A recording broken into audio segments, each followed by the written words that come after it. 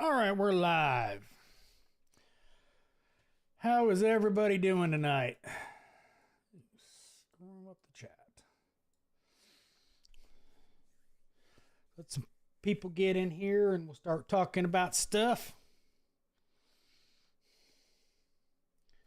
Stop doing that.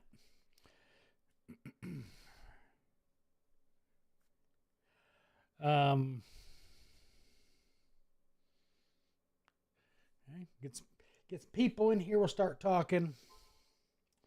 There we go, live on the.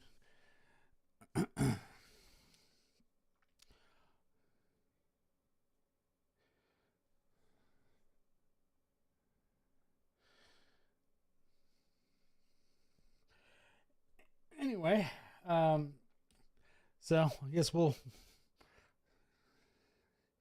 Charlie Stone, what's up? How you doing tonight? Let's not get.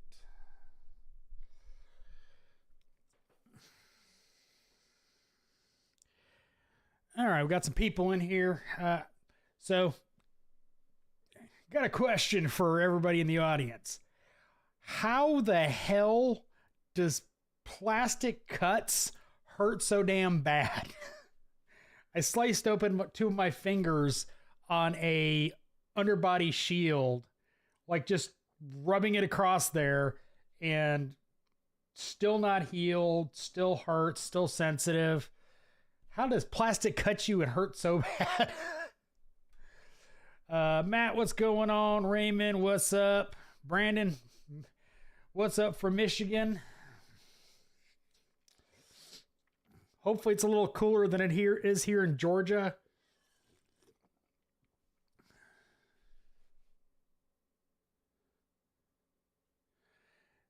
Enoch, I just found the independent tool truck guy that comes to my shop is Johnson, the owner of JTC. Oh, cool. Johnson Tool Company and 9 Circle. Nice. Charlie Stone equivalent to paper cuts times 8. Yes. And then I decided to cut the tip of my finger as well on something else. I have no idea. But yeah, my right hand's a little tore up right now.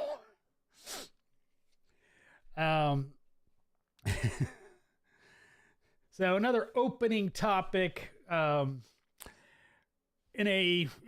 one of the Facebook groups, it was brought up comparing, of course, auto repair to doctors. And it was actually the other way around, as doctors weren't as professional as shops are expected to be, not even counting the billing and all that stuff. But it was sitting there, all these people, bad-mouthing their experience with healthcare professionals. And, I'm sitting there going, you probably ought to find a better doctor. I mean, my kids, my stepson, who is now in his 30s, both my kids all had the same pediatrician. We loved her. Great communication, took care of our kids.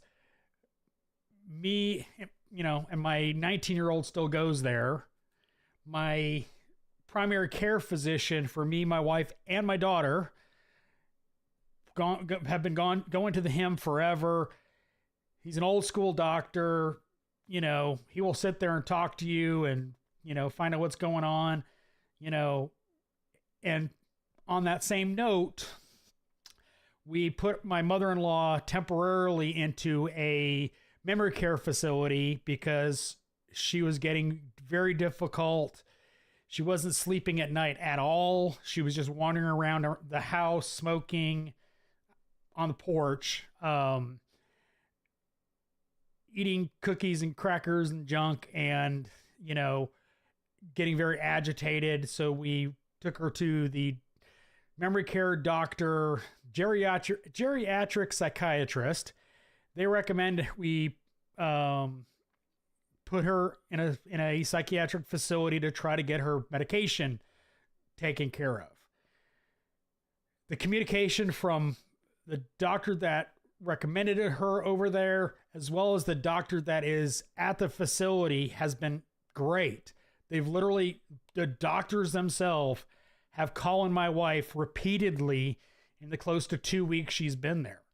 And, you know, it just shows that, just like, you know, not counting emergency care, you can have good doctors and you can have bad doctors.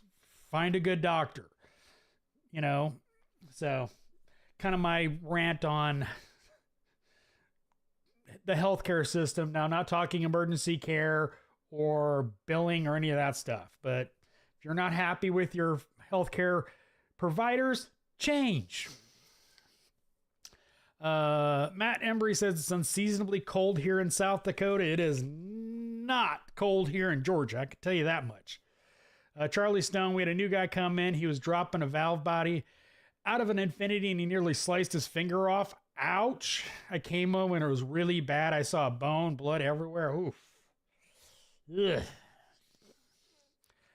That's, you know, that and eyeballs are two of the things that I really hate even thinking about.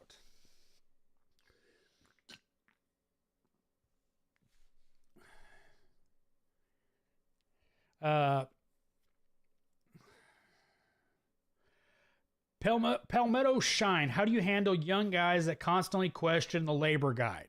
Very little rust here, and if so, we can adjust for it.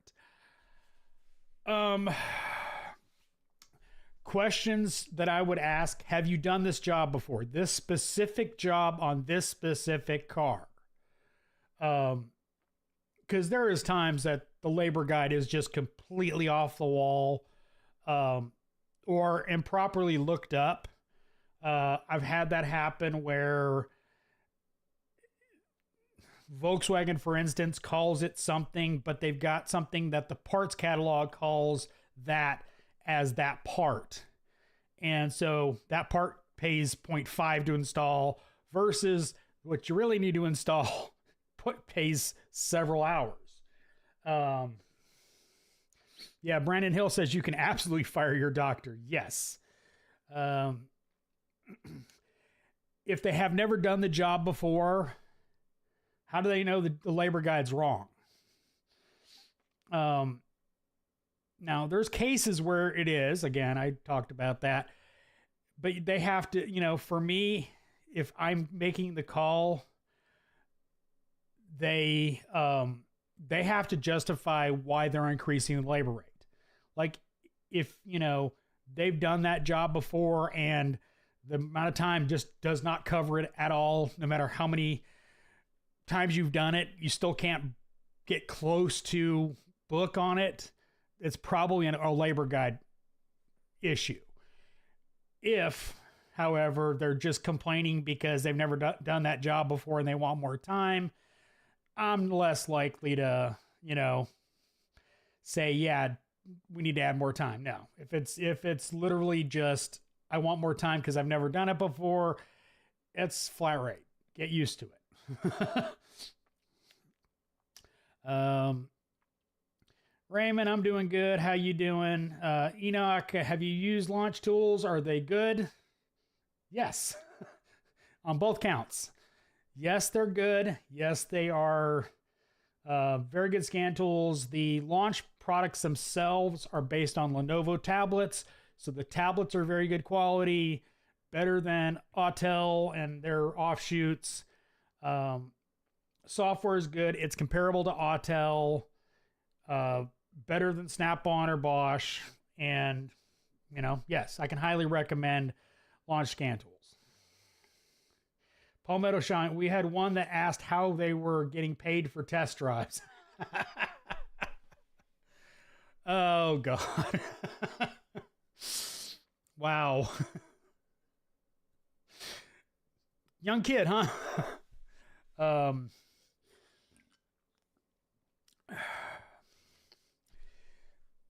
You know, I'd love to get paid for test drives. And, you know, if your shop sells comprehensive inspections, that'll be in there. But, you know, if you're not looking for a symptom, it's just a quick little toot around the block to make sure there's nothing weird, no weird noises. You know, it takes, you know, a couple minutes to do in most areas. You know, certain areas of town, you know, you're going to have a longer test drive just because of traffic, but it doesn't take that long. Give me a break. When they questioned the DVI at 0.5, we ran their labor clock times on the DVI. They averaged 33 minutes, and we closed 45 to 50% of DVI items. Yeah, I mean, they just need to get a little more efficient at DVI. And I mean, not even really that, because if you're closing on 45 to 50% of the DVI items upsold, running a multiplier also, damn. Yeah, so that's freaking great. That's the great thing about DVI, and I appreciate you paying them for doing the DVI. A lot of shops throw a DVI on a tech and then expect them to do for free just based on whatever the return is on their closing. So adding more BS they have to deal with. But if you're paying them 0.5, they have nothing to complain about. But yeah, and then they average 33 minutes. Get a little faster. Charlie Stone, I purchased a Matco center punch today, guys. Also an extra row of the first row of hypersets just in things get messy. Yeah, not a bad idea. I have broken many of that first row. Palmetto, they didn't test drive after first brake job performed here. Oh my God. That is something I cannot stand. If you've done, the only time I will not test drive a vehicle is if I deem it to be unsafe, meaning they didn't do something that I don't recommend the vehicle to be driven, and it will not put mine or other people's safety in jeopardy simply because they're too cheap or broke or whatever. Everything else gets test driven. I've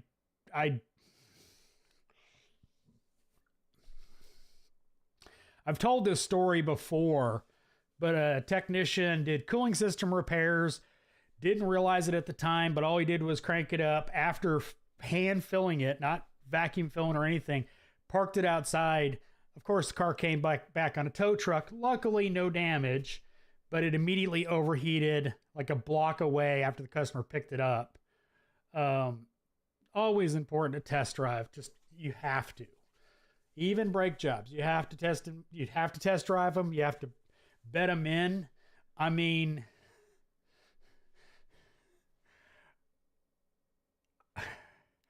a coated rotor that stops like crap, if you don't bed them in, God, I can see somebody going through somebody's wall. I mean, just, you know, if you've ever driven European cars where you do a four-wheel brake job, the rotors are all coated in zinc, and first time you go to stop and it doesn't because it's wearing off that zinc coating. Customer does that, somebody's getting hurt. Anyway, Raymond Lopez, everybody, we got 2 Top Done Phoenix Plus topology for our shop. Techs like it. Used for 5 days, pretty good. Yep, based on launch software. Love the topology. Palmetto, thank you. Wanted to make sure I wasn't asking too much. Dude, if they're getting paid 0.5 to do a DVI, yeah, you're not screwing them over.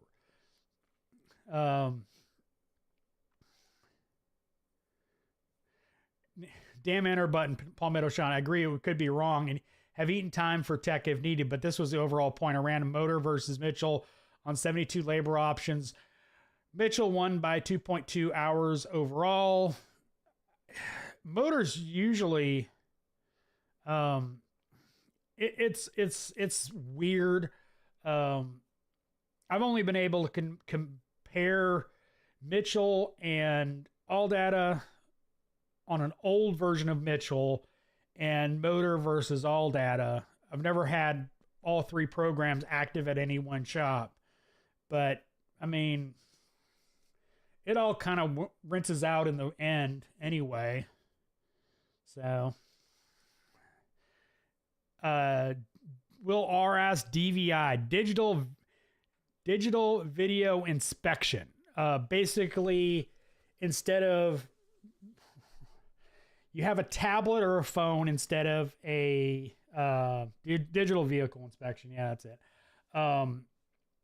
You take a tablet and you take pictures or video of any issues you find, show and tell, show them what's wrong. Hopefully they'll buy it. My only problem with DVIs is they're a little more time intensive, a little, not like major amounts of annoying, but they're more annoying to do because you're taking pictures, having to get lighting, and I do videography, so lighting is kind of important to me. And so they're a little more tukey to do, and it's fine if you're paid to do a DVI. I have no problem. If a shop wants to pay me to do a DVI, I will do them all day long. Have no problem with them. My problem is when they want you to offset their, sales program with your time, then it gets a little tukey. But I don't care. But test drives are part of any repair. It's already in to any labor operation is a test drive. Will R, first time I put a coated rotor on, it sounded like I had a pad on backwards. Yes. I had one. It was a younger tech, and I don't remember, but he like backed out, pulled right back up, put it back on the lift, checked everything, backed back out, pulled back in. Like, then he started taking wheels off, and I was like, what's going on? And he's like, man, it's making this horrendous noise. And I go, it's coated rotors. Go drive it. If it's still making noise after you drive it for a little bit, bring it back in and look at things. He parked it, but it was just funny because he'd never experienced that before. And it was just funny. Not for him, obviously. Charlie Stone, this is annoying me. You have to break in the brakes, and any cooling system repairs must be driven after bleeding. You don't want to overheat engines. That's annoying me. Yes, it annoys the crap out of me. If you do an oil leak repair, for me, if I do an oil leak repair, after I've completed the repair, I put oil in it, I put it up in the air. A BMW is a great example. I will put it up in the air, check for any leaks with it running, make sure I don't have any leaks before I do anything else. I will let it sit there and run for a good 10 minutes, make sure I have no leaks. Then I will go out and drive the snot out of it for a couple miles, get it nice and hot, get it. If it's a boosted BMW, I get it under boost, especially for valve covers, because if you pinched a valve cover gasket, you put it under boost, it'll pull the valve cover gasket out if you pinch a gasket. Bring it back in. Remember, I didn't put any of the panels back on. I will bring it back in, put it back on the lift, verify I have no leaks. Then I will put all the damn stuff back on. Because I don't want to come back. Customers shouldn't come back. Palmetto Shine, we use Mitchell, but I ran it since motor is built into shopware to show how close they are. Yeah, it's built into Identifix as well. So it's there. I've looked at the numbers, and occasionally motor was more than all data, but all data times are lower. That's what my shop uses. I've heard both ways. Like I said, the only shop I had that Mitchell was on discs on a server. He didn't pay for a new version, so and I had all data from a shop I used to work at, and I compared them, and they went back and forth. But again, it was an old version. But I've heard both ways, so I don't know which is actually the truth, or it's just particular on the vehicles you generally see. I don't know. ISO, what's cracking? Not much. What's cracking lacking with you? Aaron Townsend TV, I think some of y'all believe labor times are the word of God. Yeah, Aaron,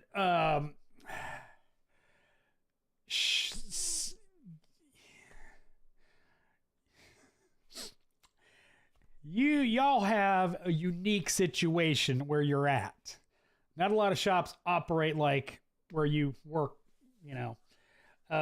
Most times, labor times are looked up by service writers, and they don't always look at all the add-ons. They don't always look at the right category, or they don't look at the service information.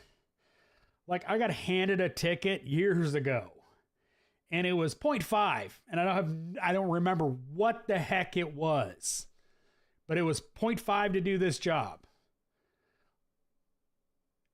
It was a Ford. Looked up the service information because I was like, there is no way, what the hell, there's no way this is 0.5. Looked up service information. Step 1, disconnect battery. Step 2, remove engine. Yeah. Printed that out, took it up to the front desk and go, the job did not get approved after that. Because it went from 0.5 to like 22.5 hours. But yeah, no, the labor guide is literally that. It's a guide. Like I said before, I was talking about if they've done the job before and it takes longer than what book time is, yes. Jonathan Davis, suggestions for a strut spring compressor. The OTC strut tamer. It's better than the Brannick, and better on most. If you're dealing with really high, heavy springs, I would probably get something for the special tool for Mercedes-Benz, for instance, if you're doing that. They link on the actual springs and compress them, but the strut tamer from OTC is really good.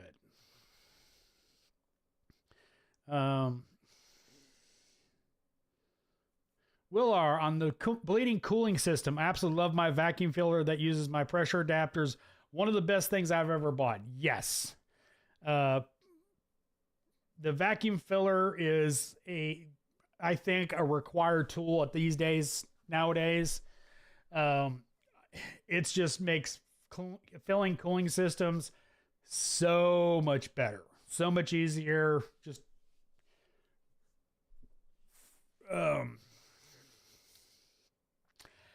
Brian McFarland, Heidi ho. Charlie Stone, I have a question. How much labor do y'all charge for a 3.5 Honda timing belt water pump cam crank seal replacement? It takes me 5.5 hours, and always been 5 to 6 hours, depending for me. With cam and crank seals, should be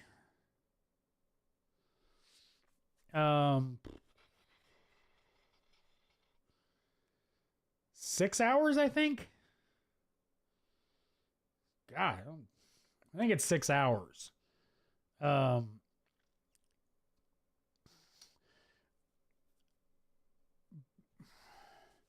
I don't, the thing about Honda timing belts, I don't normally change the cam and crank seals. 9 times out of 10, when I see cam and crank seals leaking, I'm resealing the oil pump and the oil pan, because chances are, I'm going to rephrase that, the oil pump's also leaking because it hasn't been as well maintained. So obviously that increases the labor time extensively when you're doing the oil pump. So generally, I don't replace cam and crank sensors or cam and crank seals unless necessary. If I see seepage or whatever, then I'll do them. Usually I add that as if needed, not a guaranteed upon inspection. Basically, Ball Metal Shine, I think within reason, flat rate is the law of averages. Absolutely. Win some, lose some, but in the end, being over 100% efficient isn't that hard once you get a flow. Yes. No, I absolutely. I think if a vehicle has rust and you're not charging for it, that's on you. I know shops up north charge for rust. Some people swear nobody does, but I've only had one customer from Florida, so he really wasn't from the north, but his car came out of Florida and was rusty, and he swore up and down it wasn't, even though the picture showed it was. But I've never had somebody from the north question a tax for rust. They've always taken it. I've talked to shop owners that charge extra for rust. If you're not charging for rust, that's on you. But yes, you should always be able to be right around your flat rate hours for most operations, unless it's a problem with the book. I mean, it happens. Yeah, Raymond and Lopez, all data shop later is behind. You can make adjustments. Yeah, you can make adjustments. It's not the Bible.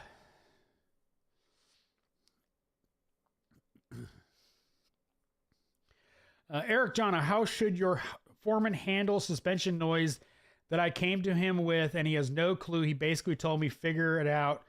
Am I wrong for being upset about he just threw it back at me?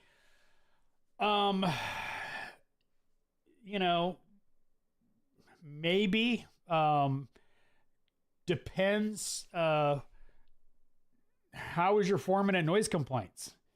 He might suck at noise complaints, and that may be why he doesn't want to deal with it. Not saying he's right. He should still be helping you with it. That's one of the things I always did as a foreman is I rarely took over a car. Now, yes, there was definitely times I said, nope, give that to me. I will deal with it.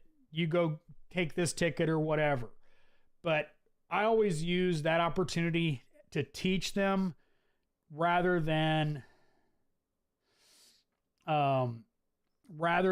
just taking it from them, because it usually was a very good teaching opportunity. I hate noise repairs. I've got damage to my hearing, but I still get by on as long as I can hear the noise, because there's some noises I don't hear. I'll be honest, just the tonality of it. But I use it as a teaching opportunity. Like I would, question you on where the noise is coming from. Do you have an idea where the noise is coming from, or you cannot determine that? Like, for instance, a lot of times I would, the technician would go, I know it's on the passenger side. I can't tell whether it's front or rear. I would go drive in, sitting in the passenger seat, and feel is a great way to determine where the noise is coming from. I've taken my boots off and put my feet slap in the socks on their floorboard and just felt. And if I could feel it coming from the front of the vehicle, I knew the noise was from the front of the vehicle. If I could hear it or kind of feel it in my butt a little bit, then I knew it was coming from the rear. And normally what I would do is I would have them stop, put my boots back on if I took them off, get in the driver's seat, and then take them for a drive and have them do the exact same thing I did and go, do you feel that? You feel how it's coming through your feet a little bit? And teach them how to determine noise complaints and where they're coming from. And then after that, I'd bring it in and we'd inspect, try to figure out where the noise is coming from, which it's a noise complaint. So they suck. They all just suck. So anyway, Palmetto Shine. If our SA makes a mistake with labor operation, either I eat it or we discuss it with the customer, as should be. Especially if the service advisor does the labor operations. You know, Aaron up there works at my old shop, and the techs actually do the labor at their shop. So Raymond Lopez, we have CVT transmission failed less than 78,000. We have three Nissan SUVs in our shop. Yeah, they fail at a lot less than 78,000. I can tell you that much. Palmetto Shine, we have a car with a note in SMS for 2 times labor guide for any undercar work due to the amount of rust. Yes. Southwind, respect for rust belt mechanics like Erico getting it done. Labor book, don't calculate if that seized rusted nightmare. Yes, exactly. You know, and keep in mind, there's guys like Erico who have been dealing with it their entire career.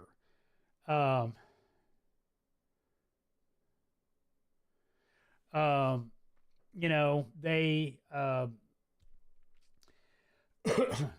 you know, they've done it and they know those shortcuts.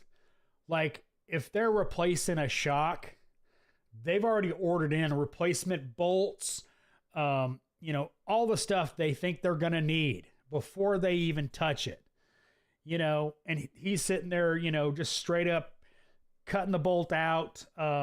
Eric, that used to work at the old shop with me, anytime he did a Land Rover strut job, he borrowed my Sawzall and just cut the bolt and made sure we had a new one, because he knew there were always going to be seized in the strut.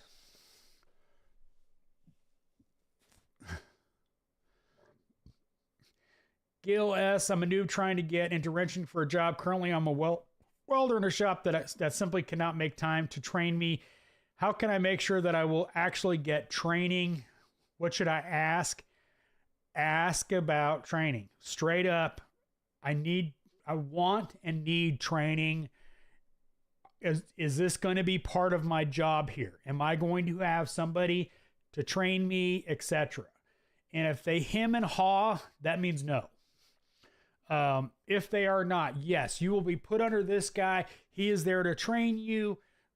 Make sure you meet the guy. If they're going to put you under somebody to be trained, make sure he's actually going to train you. You know, talk to him, and, you know, how enthusiastic is he about having you work for him, work under him, etc. Feel it out. The other possibility is go get a job at a dealership. Dealership will train you without any issues. They will want you to train. It will suck, and I'm not saying stay there, but if you go there, get all the training they're willing to give you, because they're going to give you a lot of it, and then you can move on to an independent shop in a better position. Palmetto Sean, maybe not 2x on a 20-hour labor job, but suspension is 2x on that one. Yeah. We've had, you know, especially the old shop with a lot of transient customers, we had a lot of rust buckets. Like I basically told, like, I was probably up to a dozen cars in recent years that I just straight up told the service advisor, this is not fixable. It needs to go to the junkyard. We had one with the subframe rotted out.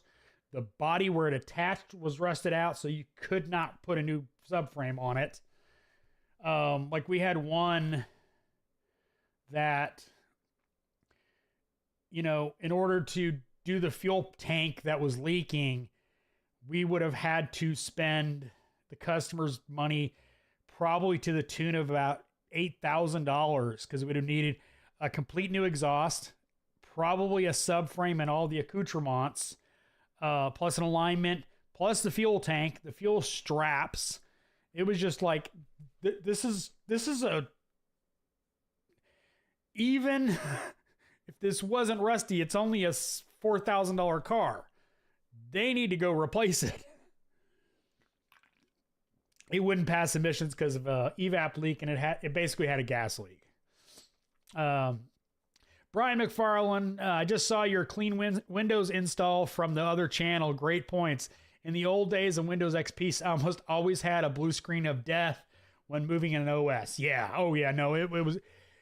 In case y'all don't know, I have a computer server channel that I post on, and I was kind of complaining about another YouTuber moving a Windows 11 installation to a new test bed. But yeah, no, it's just reinstall Windows. It's just not worth it for the headaches you might have. Anyway.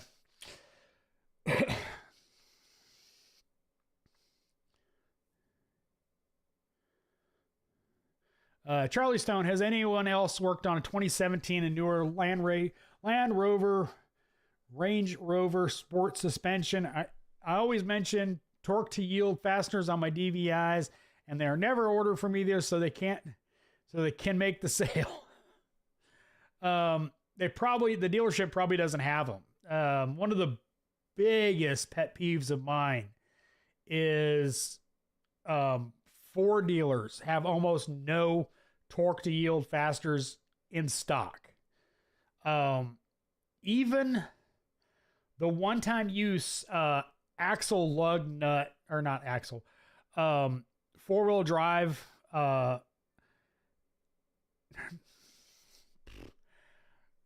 hub bearing retaining nut that is a nylock. Good luck getting that. You know, the rotors that had the bearing pressed into it, it was a whole assembly. That nut is almost never available at the dealership, and nobody else stocks it. So luckily the aftermarket one started coming with a nut, but if you order the OEM one, it doesn't. So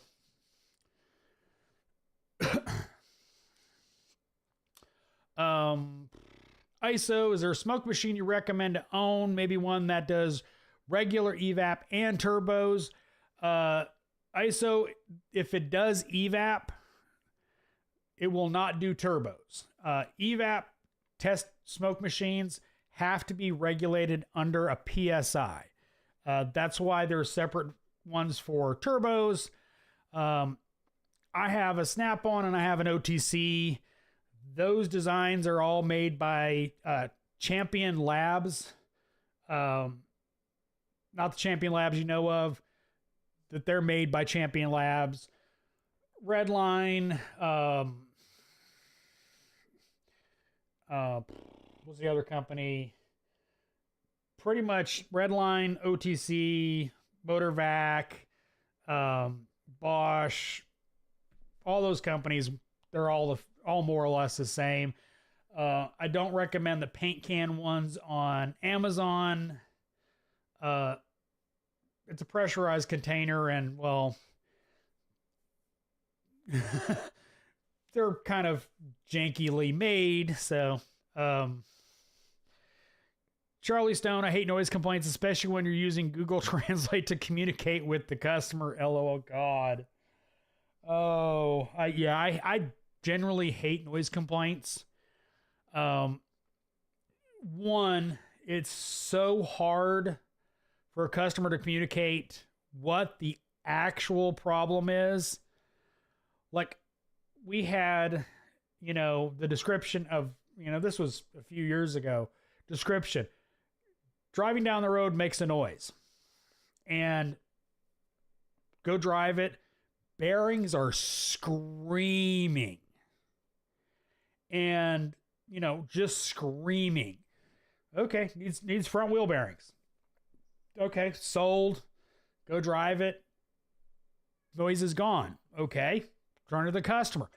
It's still doing it, and it's like, what? And drove with the customer, and it was a dash rattle, if I remember right. And that's what they were focused on. They could not hear the bearing screaming, but could hear a rattle in their dash. So I hate noise complaints. Foxbox, what Allen keys do you use? For Allen, I use Vim. I've got a set of SAE Capri. Metric is Snap-on. I've got Gray Pneumatic and 1/2-inch drive. I've got stubbies from Snap-on. I've got stubbies from Astro Pneumatic. I've got stubbies from Snap-on as well. I did a video about those. I think that's all of them. Most of them are Snap-on, though. Brandon Melstead, our Mac dealer just quit and is going back to wrenching, and it sucks. Yeah, luckily, if you don't get a Mac dealer, you're not going to be able to buy. You can online, but if you contact Mac, they will warranty them via mail. Vandy, thoughts on burritos? I don't like beans at all. So I don't do burritos. My son, however, loves beans. He will eat a burrito no matter what, but I do not do beans. So basically you need 2 smoke machines. Sorry.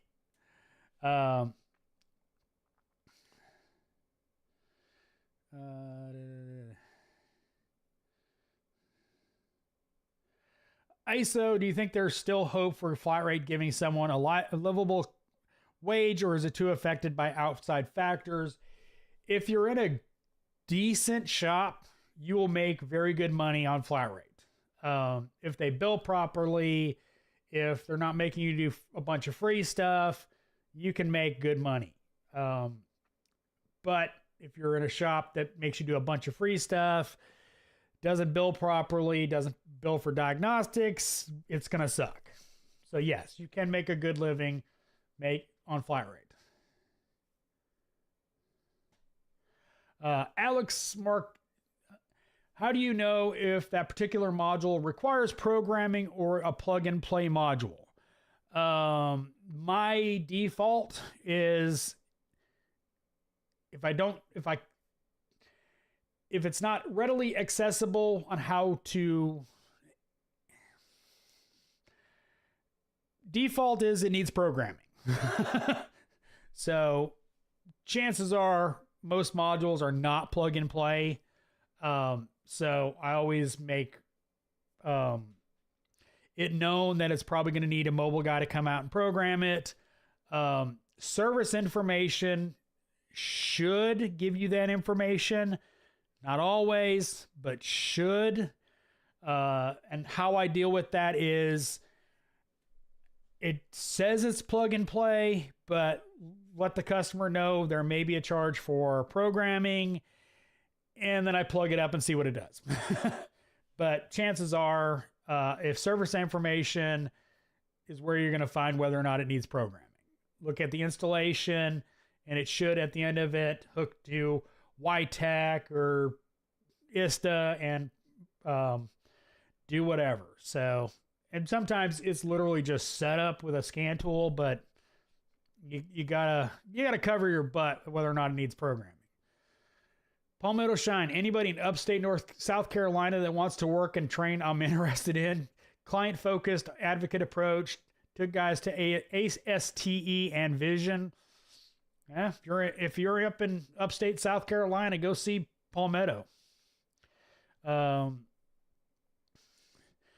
Gil, thank you. My interview with John Deere dealership is Monday. I will make sure to ask. They're talking about sending me to JDU and putting me through to getting the master cert over time. That's awesome. Yeah, you're going to work for a dealership, so they're going to train you.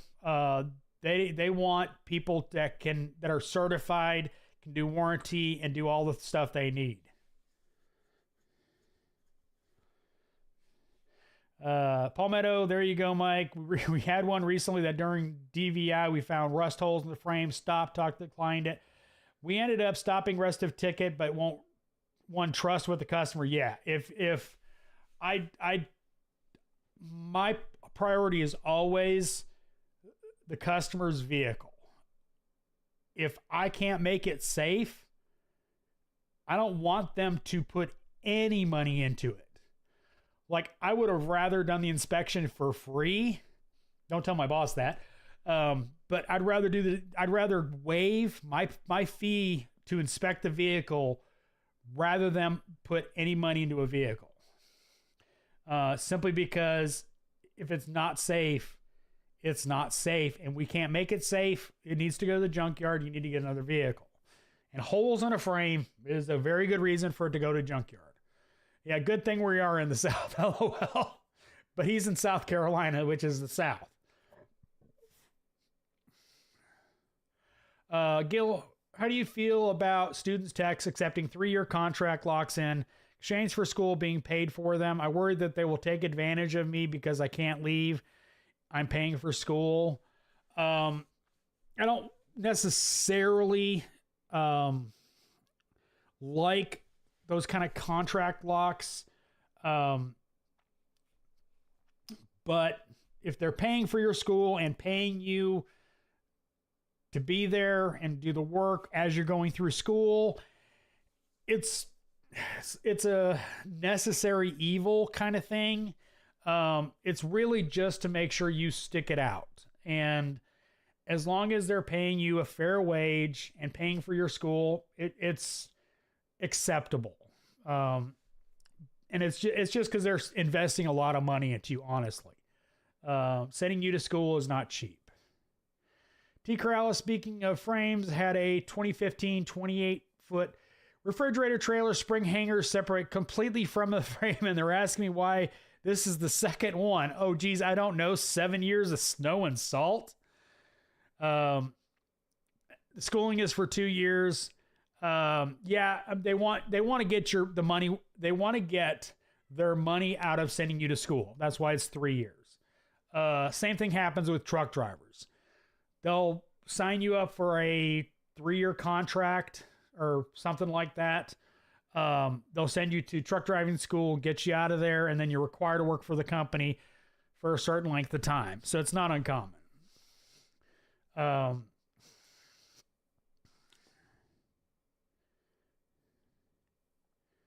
Palmetto Shine puts a good comment. It usually takes 3 to 5 years to become really proficient after school. The pay is the big one.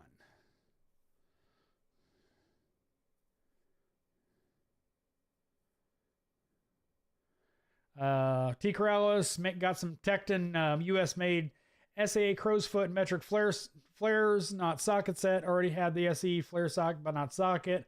Love them. Wish they had it. Made a 1/2-inch flare set. That's awesome.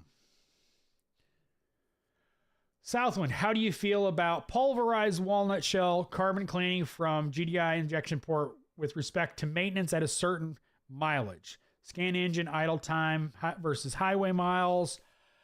I love, I don't love doing the service, but it is the most effective way to deal with carbon on a GDI vehicle. Period. There is no better way to deal with the carbon than walnut blasting. maintenance on it. It's hard to say because so many different vehicles carbon up at different points in their life with different problems. For instance, the one I have the most experience with is the Volkswagen 4-cylinder. I've done at least 100 of them. And I've done them with very low miles, high miles, and extremely high miles, from like 40 to 60,000 miles to almost 200,000 miles. And I've done all in between. And I've done them, and it's wildly different on the same engine, just on how the customer treats the vehicle. A lot of short driving trips will clog them suckers up like crazy. The low mileage low mileage ones have all been city cars where they're just driving around town, putting around town, going to the gas station, going to the grocery store, back home, etc., etc. They stay in town and they just suit it up. Or poor maintenance is another one. How well the vehicle is maintained. So setting a mileage is really, really hard because it will vary considerably on a lot of those factors. The best method is, if you suspect a vehicle is carboned up, is to put an endoscope down into the intake runners and see how clogged up they are. That is the best way to determine if they need to be cleaned. For instance, on that Volkswagen I was talking about easier, take out the intake air temp sensor. Intake air temp sensor. Stick a borescope down there and look at the valves. If they're really badly carboned and it's in for a misfire, you better be adding that to the ticket.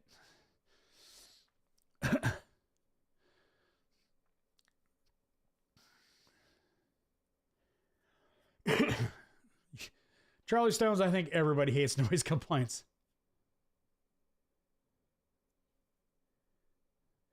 66 C10 Redline makes a dual purpose turbo evap part number 95031. It's expensive. We only use it because of manufacturer required tool. I didn't realize that one was dual purpose. I guess it's got a switch on it to change pressures. Palmetto Shine, we try to send SA or tech with customer for noise complaints short test drive. That's a good policy, just so they can get the noise actually pinned down to what it is.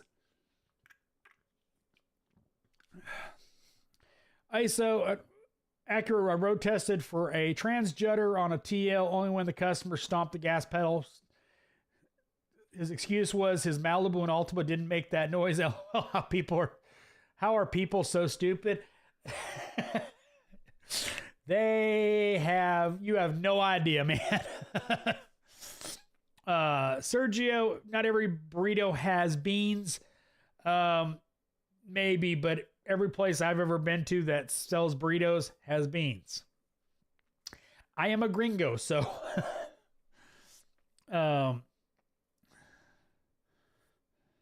oddly enough, my wife has a degree in Spanish.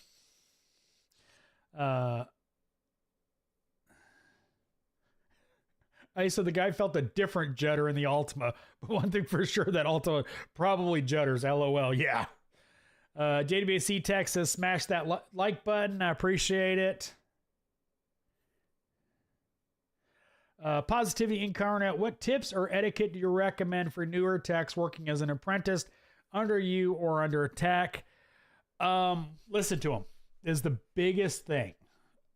When a tech above you like that is telling you to do something, telling you how to do something, he's trying to help you. That's one of the biggest problem I've had with younger kids is I ask them to do something And no, Aaron, if you're still in the chat, I'm not talking about you. You ask them to do something and they don't. If I ask you to do something, there's a reason for it. You know, if you don't know how to do what I'm asking you to do, well, it's a teaching moment. I'll teach you how to do it. But, you know, you gotta let me know that you don't know how to do it. But that's the biggest thing, is listen, is do what they say, how they say to do it, because their chances are they're teaching you something, if they're a good leader. Vandy, I work at the dealership I work at. I flag an average of 115 hours every 2 weeks as the recon manager tech. Man, you guys down south are so lucky. I live in the Rust Belt and daily a 95 F-150 flare size, so it's fiberglass. But geez, the amount of undercoating I rock is getting wild. Yeah, the dealers here kill the trucks early with rubber undercoat that locks in the rust and water. I had to remove what was on mine from the last decade and save the frame in time. CP, what's up?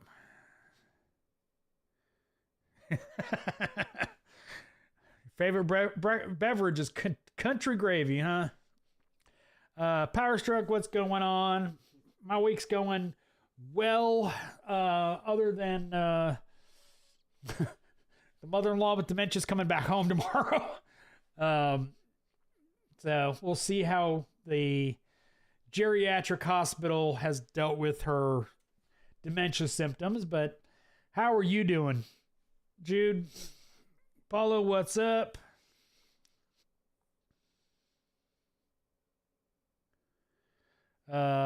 Quick Wrench Tool Junkie brings up a good point.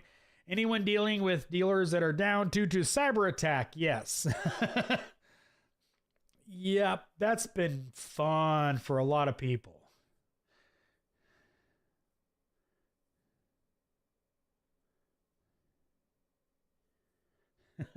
T. Corrales.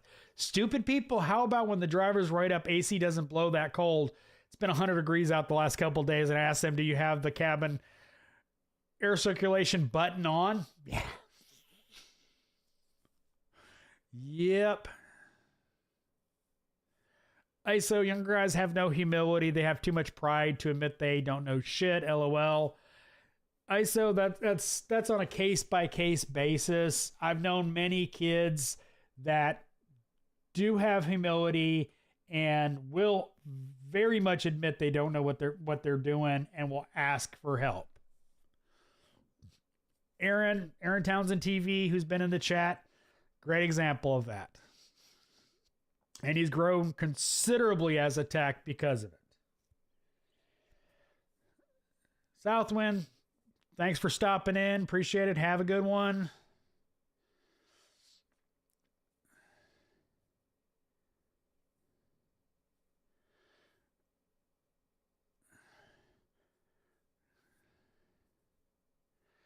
Brandon Melstead, dementia is rough in general. My grandmother had it and it was tough to watch. Yes. No, it's been my mother-in-law, I guess about 2 years ago now, fell, broke her hip, and during recovery we started noting she was having some problems. She tried to pull a bunch of money out of her bank account with a healthcare worker, probably trying to steal from her. And geriatric medicine is really backed up in a lot of ways. So just getting the official diagnosis took us well over 6 months. So hopefully her medication will be regulated and she won't be as difficult to deal with. She won't be wandering around at night, stuff like that. That's one of the biggest problems we've had, is she wasn't sleeping. So she'd be walking to the screened-in porch, smoking a bunch of cigarettes, walking to her room, lay down for a few minutes, walk back to the screened-in porch, smoke a bunch of cigarettes, back and forth all night. Tucson, Arizona, it's at 108 degrees. ISO, would you say kingpins are hard to replace? No. They're really generally not that hard to replace.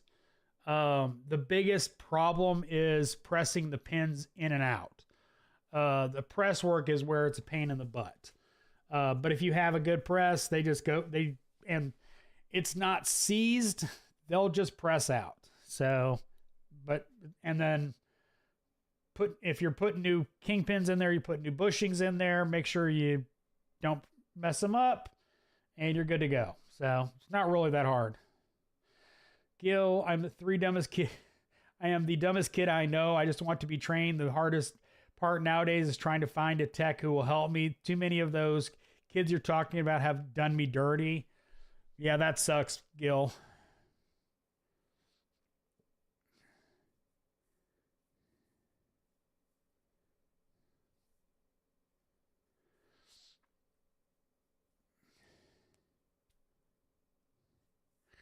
T. Corrales, who's a heavy-duty guy, techs that start out with simple jobs like oil changes and don't just focus on getting it in and out and actually notice things while doing it, ask questions, are the best entry guys. Yes.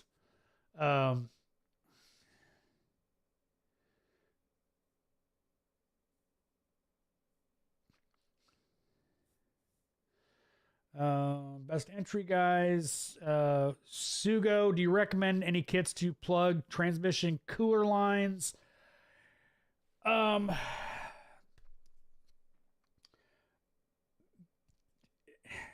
There's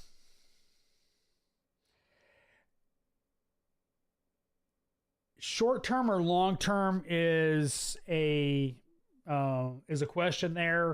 If you're doing it short term, I have just collection of rubber plugs that I'll just stick in the cooler lines.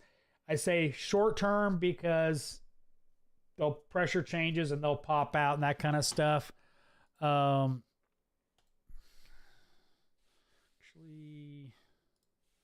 let's do this. Yes. Yep.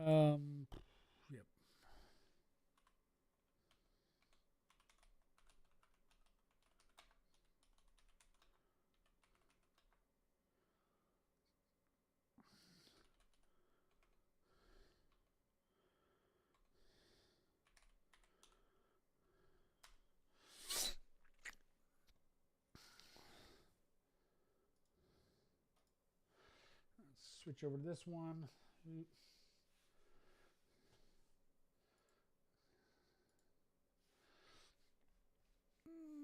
Let's go there. Let me fix this real quick.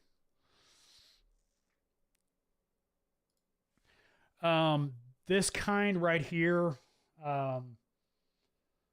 sorry, leftovers from filming a video, but this kind right here is about the best. You simply just clamp it onto the hose and it's got a variable tip. It's kind of the best ones for a long-term plugging is because it will definitely keep them. There's more options than that. Cooler line plug. See, like this kind of kit right here is what I'll use temporarily, just silicone plugs.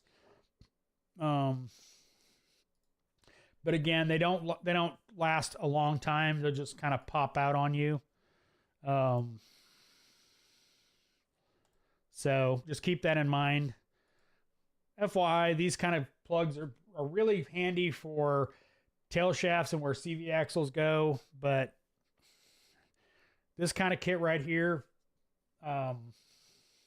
Lisle probably has plugs. Let's see if it comes up anymore. I don't know why it's not coming up with anything else like that. But anyway, that's kind of what I would recommend.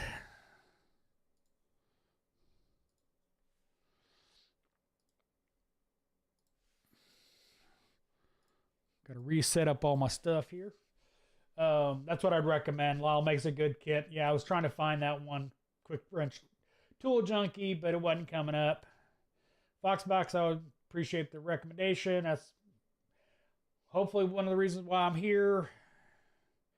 Gil, have a good night. Good luck to you. Hopefully things will work out for you. Yeah, hopefully her medication will be regulated and she will sleep at night.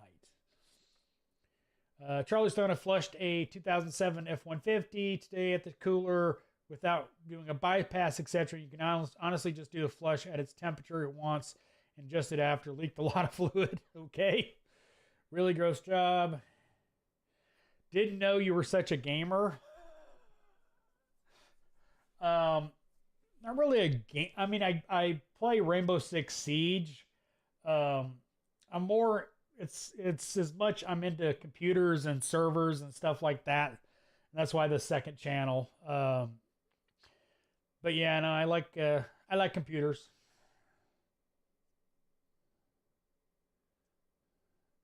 I so giving you some.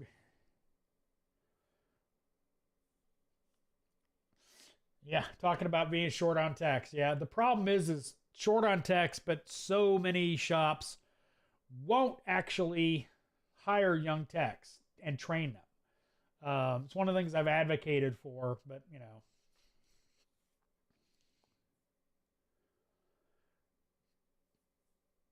Awesome, Gil. Good luck.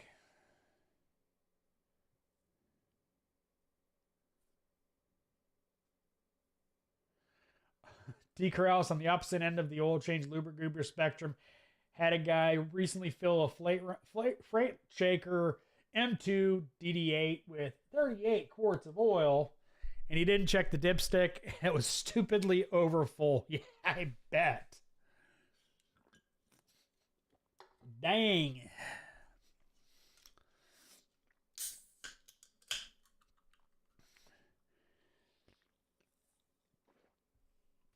Oh.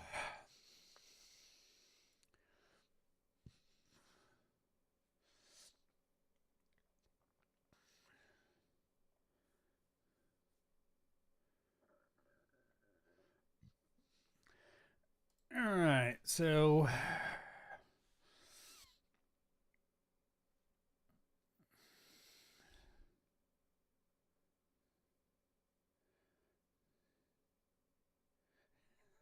Charlie Stone, you have to let the oil settle on those big trucks. Freight shaker, LOL.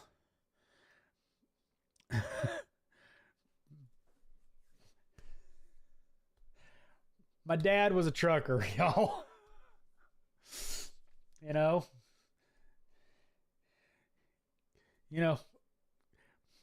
KWAP, KW, Freight Shaker. Let's see, what are the other ones? There's a lot of nicknames for a lot of different trucks. You know,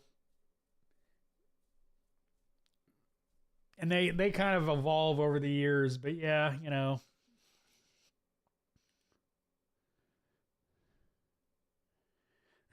Foxbox923, what is your first memory working on a car?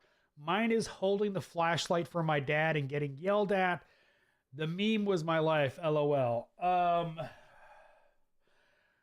First memory of working on a car was in West Allis, Wisconsin, when I was 9, probably, and our Chevy van would not start, and I was helping my dad try to fix the van, and the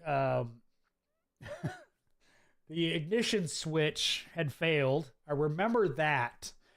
So it would go to run, but when you went to start, it wouldn't actually start the vehicle. So my dad installed a push button start button.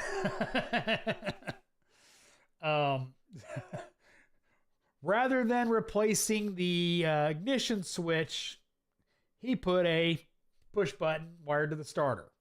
And I'm sure the wiring was freaking great.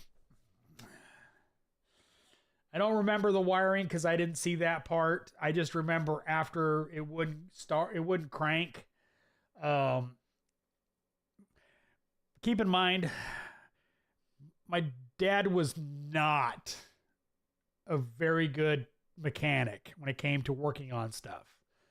He was a truck driver, but he was not qualified to work on cars. Didn't know that when I was 9, but you know. T. Corrales also heard a rumor from the dealer mechanic that travels to our garage that Freightliner might be dropping the DD platform in 2029 and making Cummings the default again. Just a rumor from him. Yeah, I mean, there's lots of upheaval in the diesel community. I mean, you know, they're all worried about emissions and electric trucks magically taking over the industry. Brandon, I think the meme of holding a flashlight for dad was almost most of our upbringings. Learn new adult words doing that. Oh, yeah. I have an older brother, so most of those memories are probably my older brother's memories, not mine, because I don't remember holding a flashlight for my dad.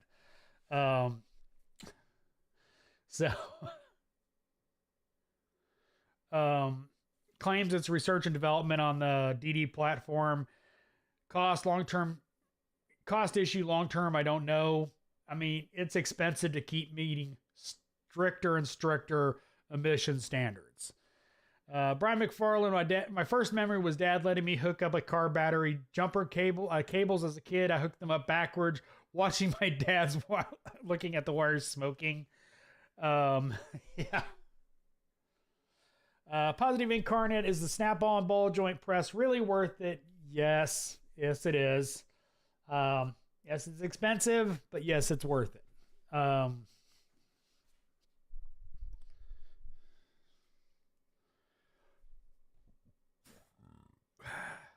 ISO at 17 before I really knew how to wrench at all. I changed the starter on a 2000 4-cylinder Accord in a school parking lot. LOL, I sucked, but got it done. Yeah, I wound up doing a lot of that kind of stuff around my house, or around my vehicles, my family's vehicles, because I was much better than my dad at it. You know, my dad was also cheap, broke, whatever. Like I remember my first car, me and my dad swapped an engine into it because I got T-boned by a drunk driver in my mom's Regal. We took the engine out of that one, put it in her old Regal that had a blown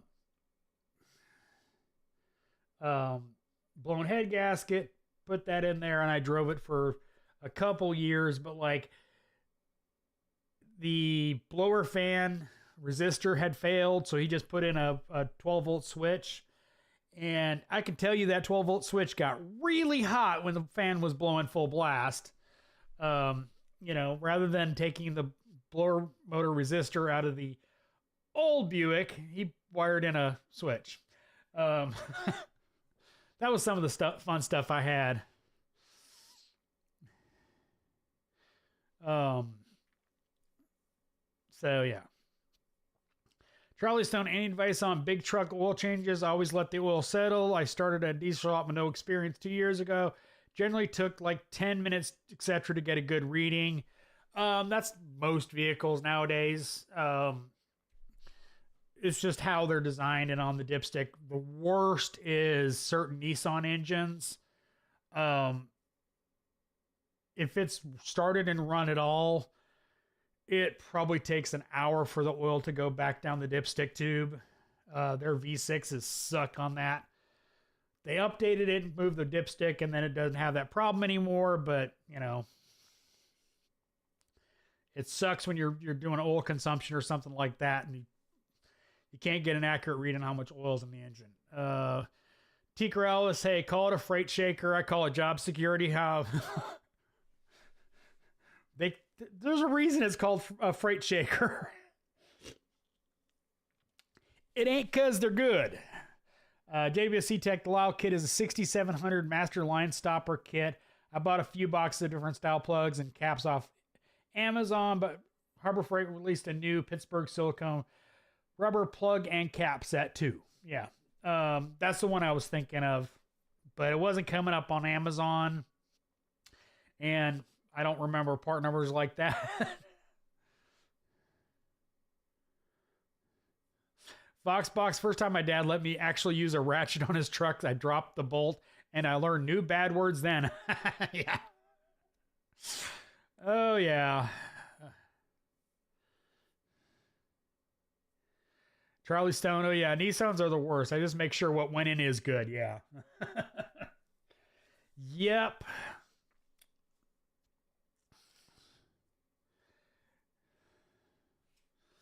Let's see. Do I still have that tab open? Yeah.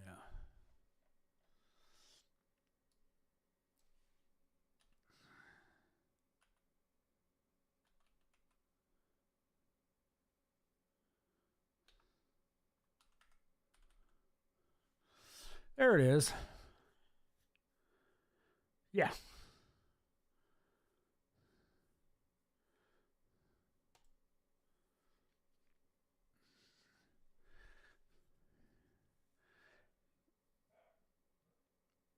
Yeah, that's the kit I have, the 6700 Master Line stopper set.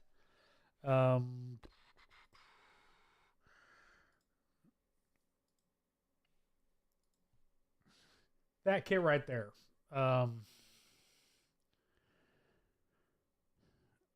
Those are the plugs I generally use. Those big yellow plugs I use for evap all the freaking time. Those clamps, I've literally thrown them out. But those also work really well for stopping for more long-term line stoppage. But yeah, I bought, FYI, there's individual part numbers for all these parts. And after I first bought the first kit, my Matco guy ordered me replacements of all these, and I've got like probably 8 of each.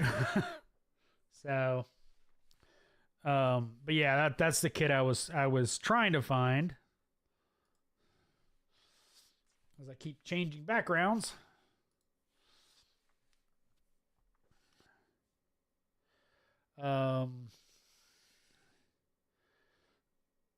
Any thoughts on Milwaukee Pipeline 2024 or any insider news?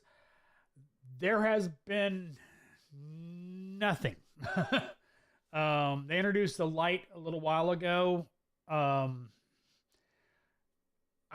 not been invited. I haven't really checked with anybody else whether or not they've been invited. I don't know how much automotive stuff there's going to be this year. No, I have not heard anything. Regardless, before the pipeline event, they don't send us anything in advance because they don't want anything getting out before the event. So, but no, I have not heard anything about what's coming or anything. So we will all find out when they release it. T. Corrales, it's all fun and games when you drop anything in an engine bay and you don't hear it hit the floor. Yes. What's even worse is if you have any open port on an engine. Then it's really scary. Nissan is nightmares. Raymond Lopez. Yeah, I hate Nissans.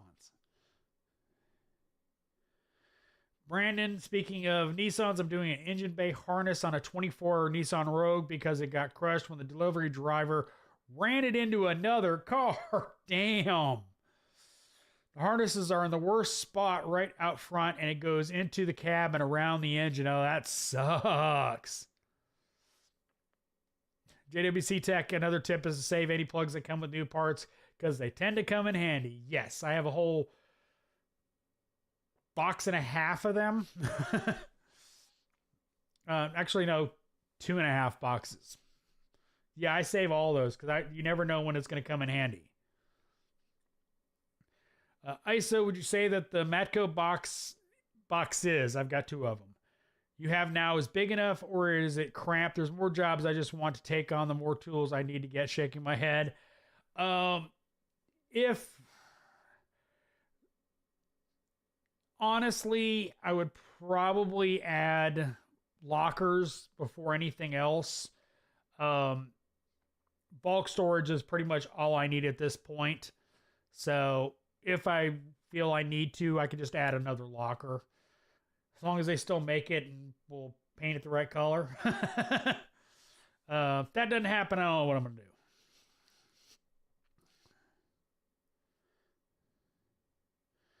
WC Tech, I'm not a fan of the red spring clips in that kit, though. Yeah, I guess are you talking about the block off red clips, or are you talking about the hose clamps? Because those I threw out. I hate those things. Sugo, what kind of a broad question? What is the best automotive job you can get as far as being a technician mechanic? As far as the job itself, as far as who or where you work, or a job as far as repair that you like doing? 24 Rogues are garbage.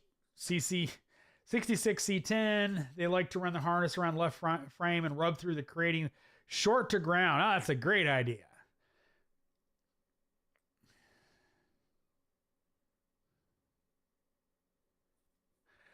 T. Corrales did a compressor coolant line, dropped my 13 millimeter, never heard it hit the ground. Scoured the engine, couldn't find it. A year later, I found it in the frame rail while changing an ABS modulator valve. Been there, done that. I have definitely found tools on repeat customers.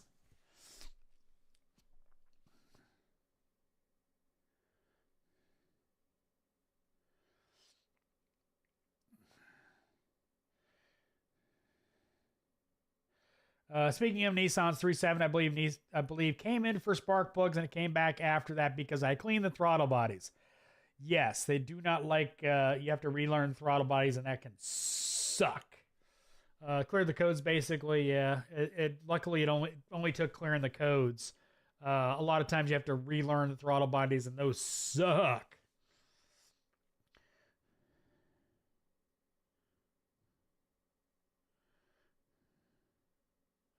CC 66 C10 cut a pair of snap-on needle nose from a Nissan recently. LOL. I'll like that engine though. TSB on the issue was reprogrammed. Yeah. But yeah, no, I found another technician's car came back in. This was many years ago. Got assigned to me, and came in for a rattle, and I got it, even though another technician worked on it. He left his pry bar on the frame. That was the noise. I mean, I've gotten tons of tools over the years. Most of them wound up by giving away, or whatever. 66 C10 V8 Nissan, no, not V8. Nissan idle air relearns are pesky, period. Especially if you don't have a Consult 3 or 4 or whatever they're up to now. Aftermarkets, they suck. Brian Melstead, I got a pair of Blue Point long needle nose pliers from a car once. LOL. Let's see, 14 millimeter stubby wrench snap-on. Bunch of my tools returned. Usually after I bought the replacement. Some of the other tools I've bought. Definitely magnets, lights,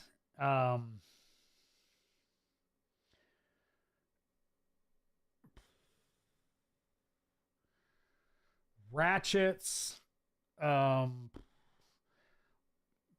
of 10 millimeter sockets. I've got some random spark plug sockets, usually left on the cowl, usually after somebody else worked on it and couldn't figure out why it was misfiring.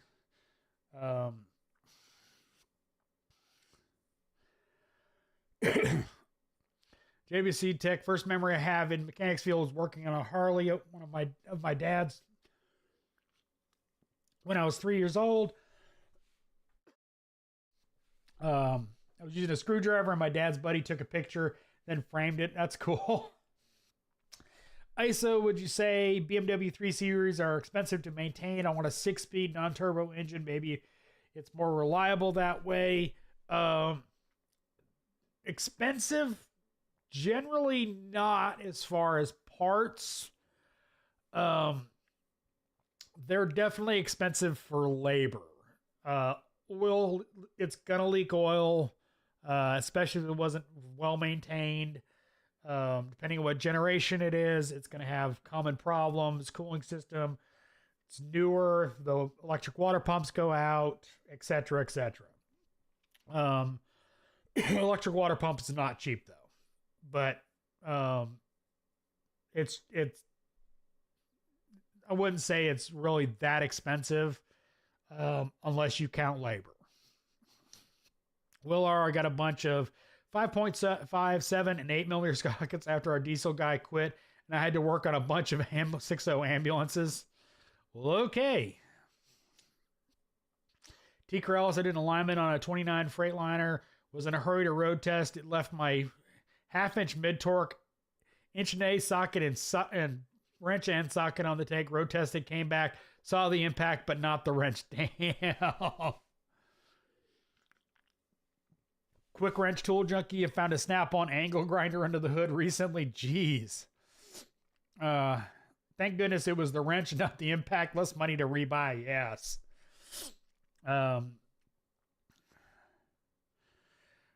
My biggest, I've probably spent at least $250 on replacement 1/4 inch Matco swivels. I've replaced the 10 millimeter several times because just lose it.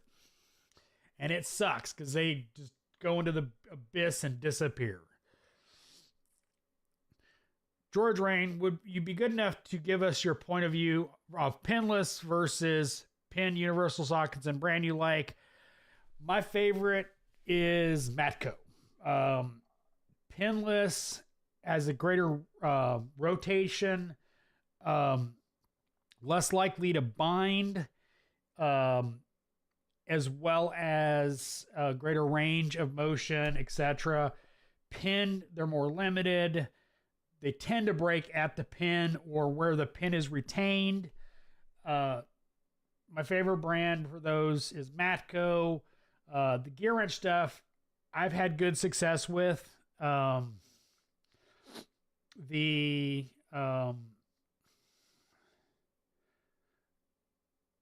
then again, I haven't had too much trouble out of Matco or the snap-on stuff. If you're more in the budget range, the Sunex stuff will do you very well. You just won't have as much range before binding as the pinless. So, kind of my take on it. ISO, does anyone else find shop humor tends to be more dad-like and it rubs off on you and outside of work comes out among your friends?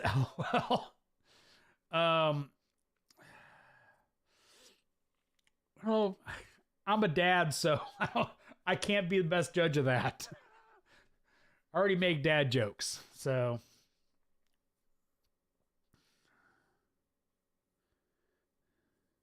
JWC Tech, ever found tools in your yard covered in dirt from your kids not telling you they used them?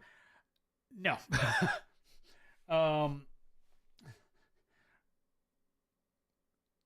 I've had my stepson borrow some tools and didn't know about it for a while. Um, there were like he borrowed my chainsaw and I never got it back. Because he was working and needed it for his job. My wife told him to take it. Didn't tell me. But my other kids, my stepson is 30 something. My kids could care less. How about Astro's pinless? I I assume Astros are going to be good based on my other experiences with Astro pneumatic tools, but I have specifically not used the Astro pneumatic pinless. So I can't say definitively whether I've had good luck with them or not, because I don't own any. So but Astro pneumatic stuff is usually very good. So I personally would have I would personally have no problem spending the money on anything Astro makes. I would not hesitate to buy stuff from Astro, but I just can't specifically say they're good because I haven't used them. Shop humor is the best, according to Paulo. Love my Matco pinless. Yeah, you and me, JWC Tech. I beat the living snot out of them. ISO, do you have a good dad joke you can share? Probably not off the top of my head. It's kind of more, dad jokes are very situational.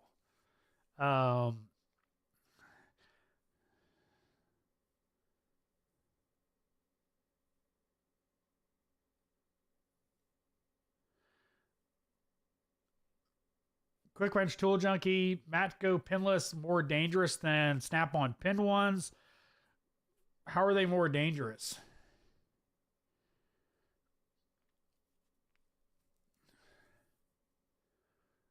Will R says they Matco pinless locked up very fast. Astro has a really good return policy, or not return policy, but warranty policy. So I'd contact them. They'll probably replace them immediately. When I first started, I was an apprentice under my father at his job. I worked out of his box before buying my own. Eventually, I got my own and would occasionally put his tools on my box. Yeah.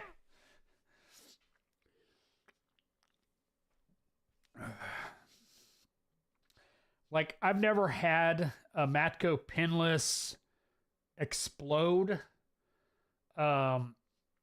I have had Snap-on ones blow out the pin, like break the pin and the whole thing separates.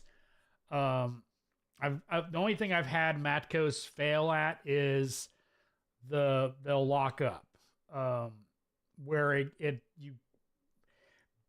beat it too hard in one position and it just seizes up. But that's the only problem I've had with Matcos.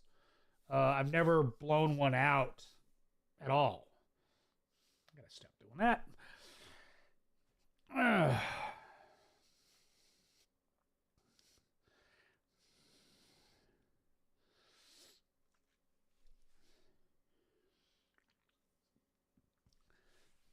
All right, so what other questions we got?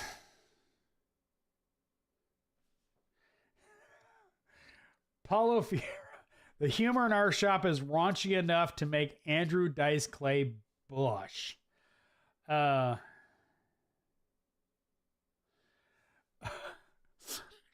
Funny story. Bam Bam, who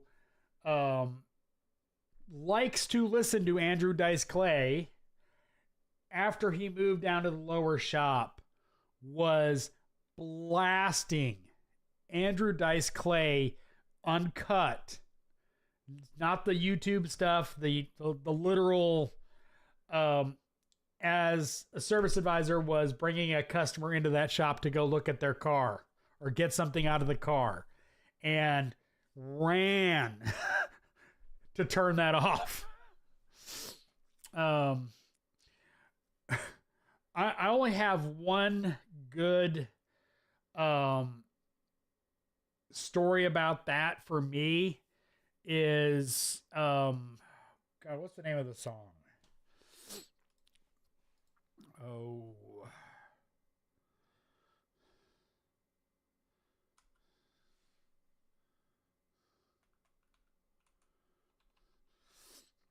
Now it's going to drive me nuts.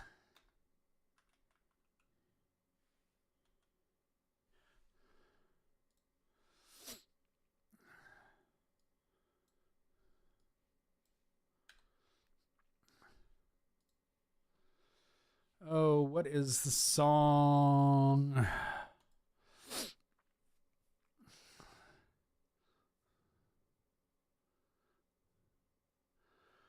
Oh, it's not. Where is it? Can't remember the name. Anyway, they're Rammstein is the band, and I was listening to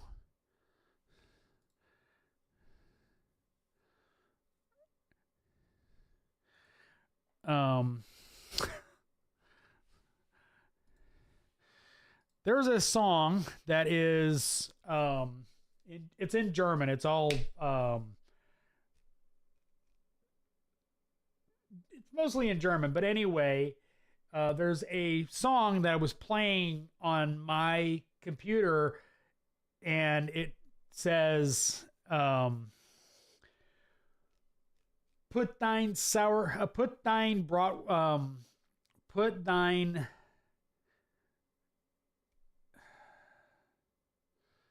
God, now I can't remember the line of the song. Put thy Wiener Schnitzel in thy sauerkraut. And that line was coming up as a customer was coming through the shop. So had to run and turn that song off. But generally don't listen to, Andrew Dice Clay or that kind of stuff. Hey, so what do you say when the neighbor gets their water shut off? Get well soon. Will R, that's the only thing I've gotten from Astro that I've been disappointed with. My snap-ons have been fantastic. All big jerky fanboys too.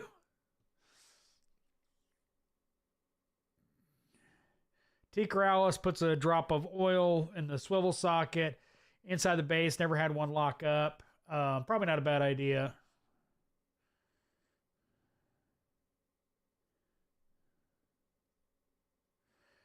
Quick Wrench Tool Junkie apparently had Matco pinless blowout, hit in the head with when broke a windshield when blew apart. Snap-ons usually get caught in the pinned area. The house. Well, good. At least there's some Rammstein fans in my chat.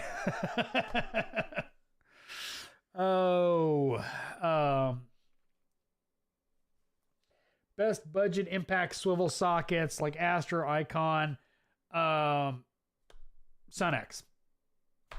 Sunex makes good stuff. I can vouch for their sockets. Icon, I've never used theirs.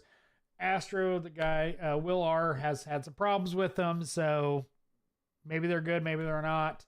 The gear wrench stuff, I've had their extended reach ones. Those have been good. I haven't had any problems out of mine. So, Du Haust. I only know one song. Crofton Work was ahead of their time.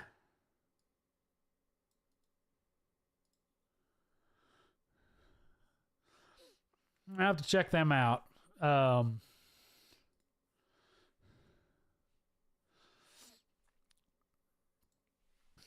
But yeah, no. you really don't want to play Rammstein where customers can hear. Just saying. GWC Tech, I've been happy with my Sunex and the Icon. I use it in my mobile pack out setup. Cool. Yeah, Sunex, they're good on price. They work well.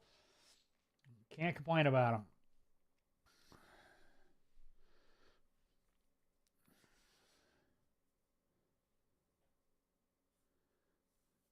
Snap-on and Matco pinless for home shop. Okay.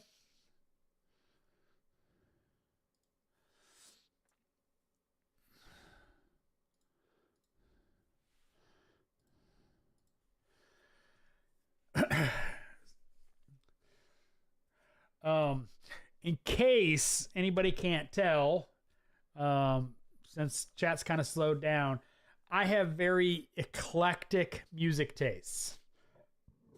You know, I go back to Elvis, the Beach Boys, classical music, you know, Beethoven, Bach. I'll listen to old school rap, 80s, 70s, 60s, 50s.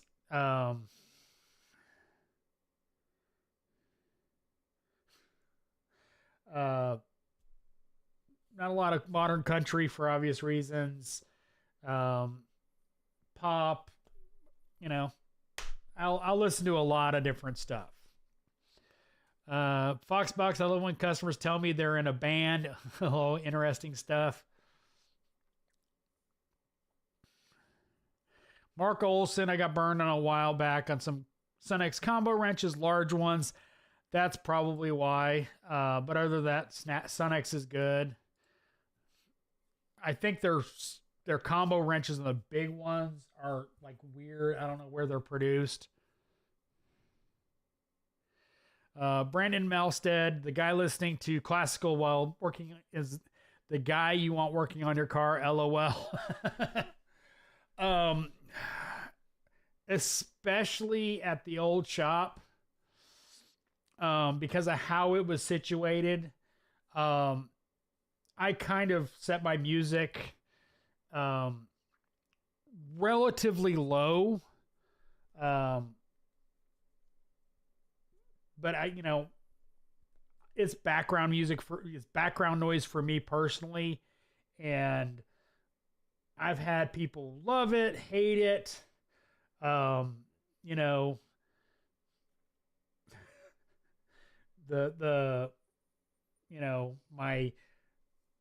playlist sucked. They love my playlist. It repeats too often. That's not my fault. That's whatever algorithm they use for randomization. But Quick Wrench Tool Junkie, I will say I've never had an issue with Matco 3/8 pinless, only 1/2-inch drive. The one that locked up was 1/2-inch. I don't think I've had any other ones lock up. Mark Olson, India. I don't know what that's about. Foxbox, do you ever listen to podcasts? No. That's not true per se. I'll watch occasionally. I'll occasionally watch tech podcasts or snippets from podcasts, but I like driving. I just kind of want to zone out, listen to some music. I don't want to pay attention to something while I'm driving. I don't like books on tape while I'm driving. It just kind of doesn't work for me. Neither does podcasts if I want to pay attention to it. So I generally don't like podcasts. I'd rather watch a video.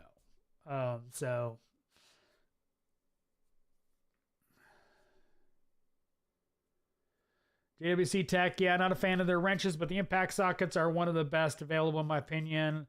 I've been using Sunex for a while and had no issues, both swivel and regular impact sockets. Yeah. Clone Trooper, I had a customer who sings in this big metal band, Kurth Ungel, an old school band from the 80s, still going on Metal Blade Records. That's cool. I agree on their sockets. Power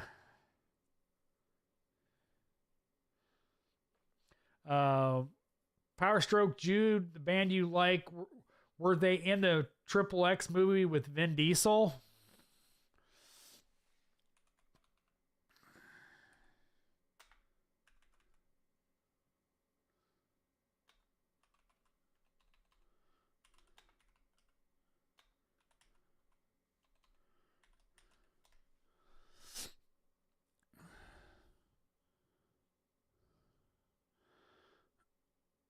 Yes, they were in that Vin Diesel movie. Fun fact, the video for the song I was talking about is more or less porn. But yes, I just looked it up. Power Stroke Jude, they were singing a song in the background, playing Fewer Frere, something like that. I may be part German, but I don't remember. Oh, Indian on the large Sun X combos. Yeah, I thought they were like old. Cool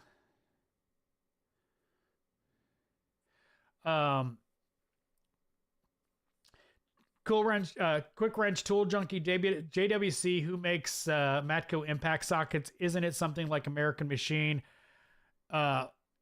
AJ Manufacturing was also making the impact sockets. I don't know if they still do because they were having a lot of trouble keeping up with demand. So I don't know exactly who is making that. Power Stroke Jude, I listen to a lot of sports talk radio. I used to listen to talk radio, but it's at the shop. I just want background music. I don't want to be sitting there singing along. I just it's just background noise. When I'm driving, light up a cigar, I want to set a mood, kind of, chill out, relax, decompress from the day. Quick Wrench Tool Junkie. I figured you listen to Lucas as much as possible, having my ass off. LOL. Old school rap. Oh God. Beastie Boys, Run DMC.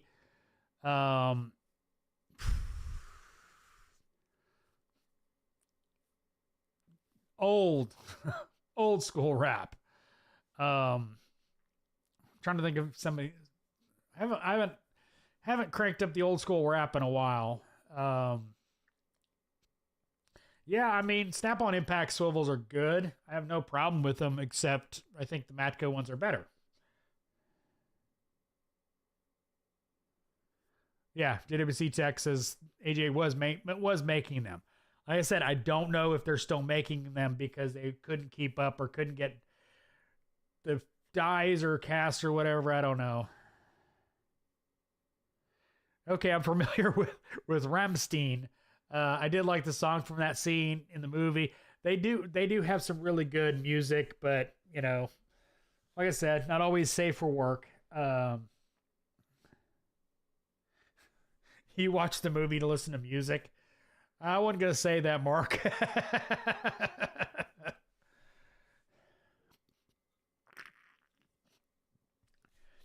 Oh.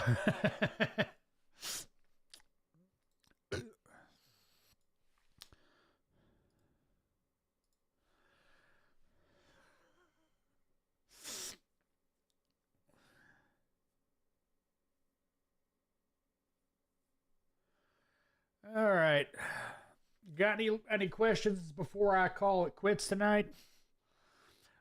I mean, music questions. Let's see.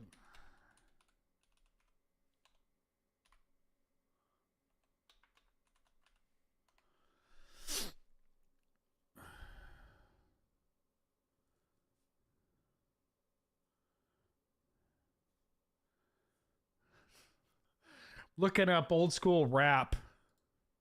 The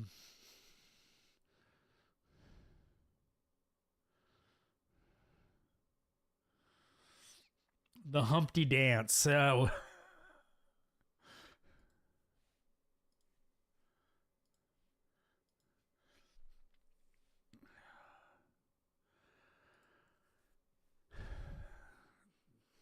not giving me a list, damn it.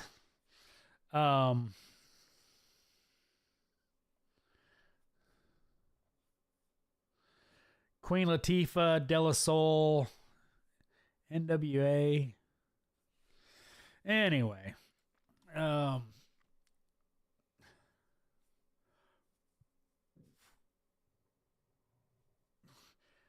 Renegade, what's up? Fixing a VW is easier than listening to craft work. My dealer told me, any recommendations for someone going to school to work on heavy equipment?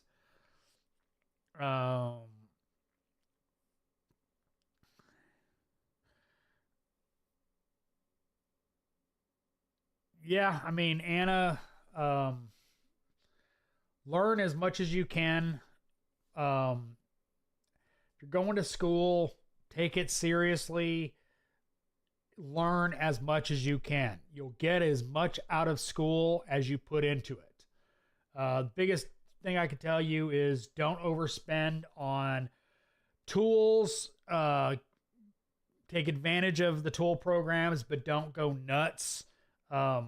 Really be careful on that because you can get into a lot of debt, but pay attention and work at learning as much as you can while you're in school. That's the big thing, is just make sure you take advantage of the schooling that you're getting. Air hammer bit recommendations.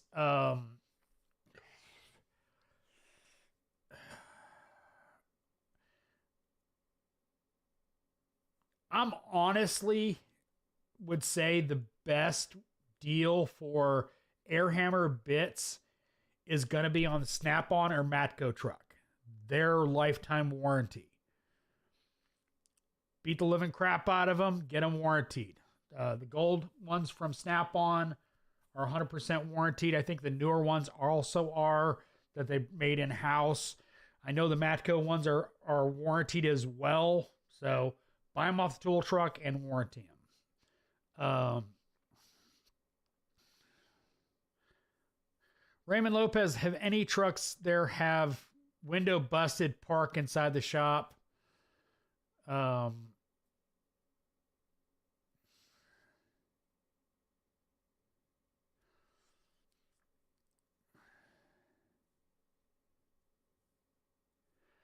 don't know. National Machine in Ohio is now who makes them. U.S. Impact sockets. Jill just texted me. AJ is no longer making them. My dealer said they were better than when AJ made them. Could be. AJ was having a lot of trouble keeping up. Vanilla Ice and Marky Mark and the Funky Banks. Not kidding. I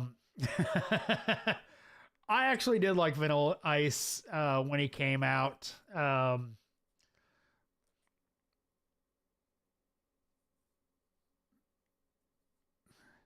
Jake Mathers, what's up? Snap-on is a good air hammer. I've got the Snap-on and the Matco. Yeah, Snap-on has lifetime warranty. Yeah, Matco has lifetime warranty as well. So it doesn't make it, they're more expensive, but not stupid more expensive. You're better off buying them on the truck and just warrantying them when they wear out. Period. But yeah. So yeah, I mean, that's the thing is you're going to tear up air hammer bits. Yeah, Mayhew air hammer tools, no complaints from Mark Olson. That may be who Snap-on Matco gets them from still. I don't know for sure on that, but they're lifetime warranty, so I just hand them back and get a new one.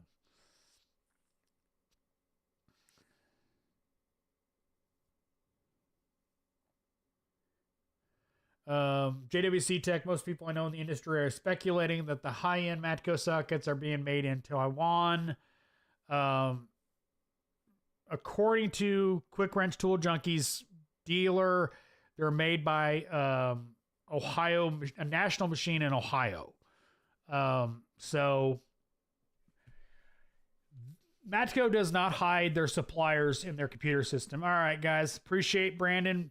Paulo, thanks for stopping by.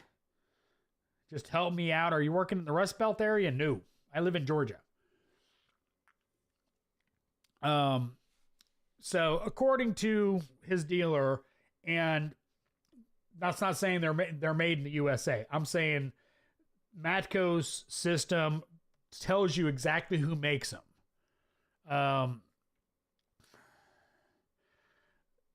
Quick Wrench Tool Junkie, is that the gold bits or their new made in house bits? That's a separation. I don't know. I pretty much have. I don't think I've warranted a gold bit in a while. I think the Snap-on, the new ones at least are okay. So right now, most of mine are Matco. The ones I use the most are Matco, and my one, I have one Snap-on gold air hammer bit that, unless it shatters, is not getting a warranty because it is perfect shape for air hammering out hub bearings. I just knock all the cages out, just set up the air hammer, and I can just zip it out with that. So, all right, if we got no more additional questions, I think I'm going to go ahead and call it a night for the live stream.